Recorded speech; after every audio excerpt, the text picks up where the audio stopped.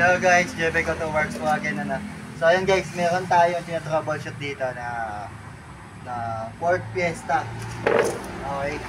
Ang issue ni sir kasi ayaw umikot ng pan. So ngayon guys, kapag mag-check po kayo na o mag-troubleshoot po kayo ng sasakyan, always guys, basic muna. So gamit kayo ng test light, no?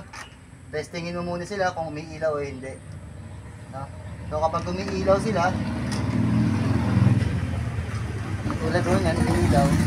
So ibig sabihin, buo yung fuse. So lahat yan, damay nyo na pag itatest kayo. Okay. Ngayon, pag magtatest naman kayo ng relay, okay, gamit kayo ng tester natin, relay tester, no? So ngayon, halimbawa wala kayo niyan. Okay? Gusto nyo i-test manually yung ating relay, nasa yung relay. Ito guys yung relay, no? Okay. Ito, tsaka ito, pagsamahin nyo yan. Okay? Itong isang to, sensor to, trigger yan. Tapos ito guys, positive din naman to, pero ito na kasi nakarekta sa pan. Ito yung nakakonect sa pan. So gawin nyo, pagdikitin nyo to guys. Yan. Okay. Pagdikitin nyo yan. Yan. Ito, tsaka ito. Pagdikitin nyo yan. Ito, tsaka ito. Pagdikitin nyo ha. So ayan.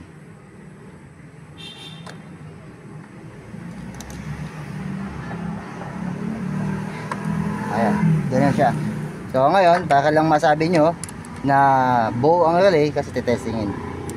Ayun o, tumutunog. Titig nyo ba?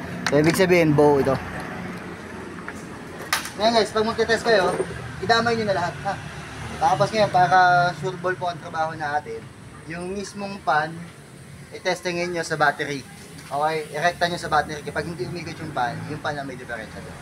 So ngayon guys, si customer, ayun, pinabili ko doon kasi yung service natin, pinagamit ko doon sa tao natin, sa isang mekaniko natin kasi may pinaservicean akong isa.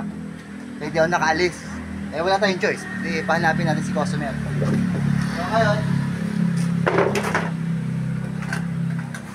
basta guys, kapag mag-troubleshoot kayo, make sure guys, gamit kayo ng proper tools. No?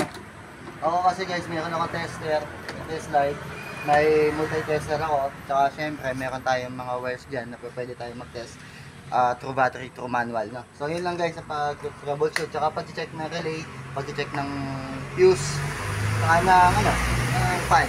Irekta nyo muna para hindi ko sayang yung pera ni customer. So ayun lang guys, JV Go to Works.